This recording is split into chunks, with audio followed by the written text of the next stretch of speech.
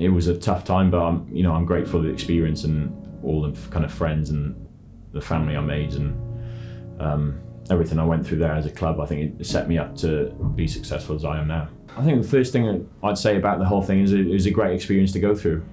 In the life of a professional sportsman and in modern sport, transfers and contracts and agents, it's all part of the game, and it was a great experience to go through at the age I did. And again, I was fortunate that Hampshire gave me the opportunity they did. Obviously, didn't have a great season, but they saw something in me and took a punt. And I think I paid them back in some respects this year.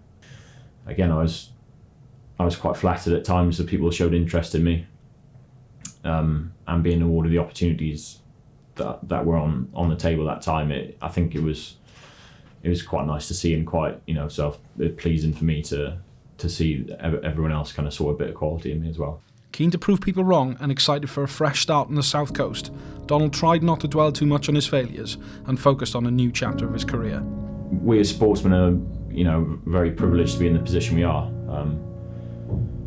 But with that comes kind of, as you said, that pressure, that spotlight. Especially with social media, it's like anyone else turning up for work, but everything they do, any mistake they said, people can see it in real time and watch it in replays and post about it and tweet you and constantly comment. So it's something that, fortunately for me, I've always been pretty thick-skinned in that sense. As you said, in this day and age, it's a very topical subject, mental health, and cricketers can get into some very dark spaces. It's a very unique sport like that. You can be playing for 4 days, you wait 4 days to have a bat, and you get out first ball, and you're trying to battle for a contract or trying to stay in the team, and then you have to kind of wallow in your own kind of self-pity for a while. It's very unique in that sense, but the highs that come with it probably outweigh that low for me. As I said, I played in multiple finals days, played with some of my best mates, travelled the world. That kind of outweighs the tough days, because at the end of the day, it's only a game. Whether I chip a couple of balls up to long on every now and again and get sprayed in the media, it doesn't really matter in the grand sense of things. I've still got my family, still got my friends, and I'm just fortunate that I can go out there and do that for a living. Donald endured a wonderful first campaign with Hampshire, becoming a regular in the side across all 3 formats. Donald is there and bowls. That's lofted away. He got hold of that, Aneuring Donald, and that has sailed away for 6. The move again. And this is swung away out to wide mid-wicket for 4 runs. There's nobody out there. Aneuring Donald. It's just short of a length. Donald works back behind square on the leg side, and that's his half century. Well done, Aneuring Donald. His first half century for Hampshire. Signals to the dressing room first and then around the ground. Made my game better, as I think it was quite clear to see.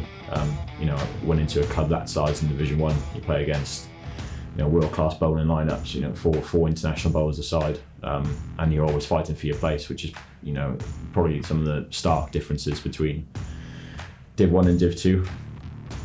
I said, looking back, it's probably one of the best decisions I made in terms of my professional career. The hardest thing was probably more on a personal side, leaving home and leaving your mates and leaving Cardiff, which is a city I love, and my family. So but moving down to the South Coast, and I've made different friends for life, and I've had different experiences and made some different memories. I'm lucky now to call all the guys down there, my friends.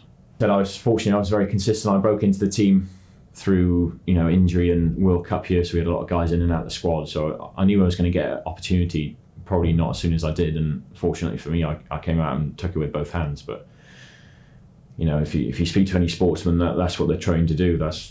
It's just part of the day job. When you get the opportunity, you take it, and it's no questions asked. There's no difference. There's no change in what you're trying to do. You're always trying to compete at the highest level you can and be the best you can every time you step out there. For me, it is about being the next Welsh guy to play for England. That's more incentive than anyone else could really ask for.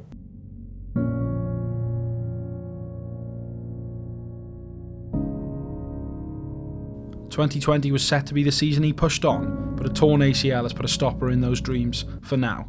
What lies ahead in the Aneuring Donald story?" Just full-time rehab, fortunately for me. Obviously, as a professional sportsman, it's my job to get this better, and I'm going to be spending kind of 7 days a week on it for the next period of time. Fortunately, I got a lovely science and medicine staff around me who I've been seeing plenty of. You know, we got fantastic rehab facilities, from hydrotherapy to, you know, the non-gravity treadmills, all that kind of stuff is at our disposal. And yeah, it should be a long road back, but hopefully back stronger. So yeah, I enjoyed a bit of a break, but it's going to be a bit of a different story once the boys hit the ground running and hit the season, and they're off travelling and playing games, and I'm going to have to sit on the sideline and keep grafting away in the gym. So I'm sure there'll be some tough points throughout the season, but it's part of professional sport, unfortunately. There's nothing set in stone. It's all up in the air as far as we're concerned at the minute. We're hoping to catch a chunk of the back end of the season at best case scenario. Maybe the 50 over comp if everything goes really well, which would be a nice target to aim for. But it's going to be one of those things where we kind of go day to day, week to week, and who knows where I'm going to be at what point. So it's about getting myself fitter and stronger, and more importantly, not going to cause any kind of long-term damage or issues first and foremost before I step back and start competing again. You know, being able to fly the flag for my country, and you know, we haven't had too much representation over the last few years, and we've only got ourselves to blame. So it's down to us now to break into the team, and you know, that's my main aim, and that's what it's all building up to. That's why we get up in the morning and train and do the things we do, and have done since I was 11 or 12. It's all building up to try and get that international cap.